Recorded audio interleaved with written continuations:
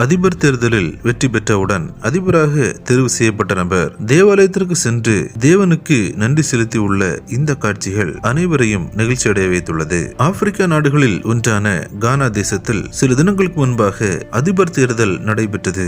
இந்த தேர்தலின் முடிவில் அங்கு தற்போது அதிபராக இருக்கும் நானா அக்குஃபோ ஆடோ தோல்வியடைந்து இதற்கு முன்பாக அங்கு அதிபராக இருந்த ஜான் மஹாமா வெற்றி பெற்றார். இவரின் வெற்றியை அங்குள்ள மக்கள் கொண்டாடி மகிழ்ந்தனர். இந்நிலையில் தேர்தலில் வெற்றி பெற்றவுடன் தான் வழக்கமாக செல்லும் தேவாலயமான அசம்பிளிஸ் ஆஃப் காட் என்ற ஏஜி திருச்சபைக்கு தன்னுடைய குடும்பத்தாருடன் சென்று நன்றியறிதல் ஆராதனையில் கலந்து கொண்டு தான் வெற்றி பெற்றதற்கு தேவனுக்கு நன்றி செலுத்தினார். பின்னர் தேவாலயத்தில் முழங்கால் படையிட்டு தேவனை மகிமைப்படுத்தினார். அப்போது திருச்சபையின் போதகர் மற்றும் திருச்சபை மக்கள் அனைவரும் இணைந்து புதிய அதிபராக தேர்வு செய்யப்பட்ட ஜான் மஹாமாவிற்காக ஜெபங்களை ஏறெடுத்தனர். இந்த காட்சிகள் அனைவரையும் மெய்சிலிர்க்க வைத்துள்ளது.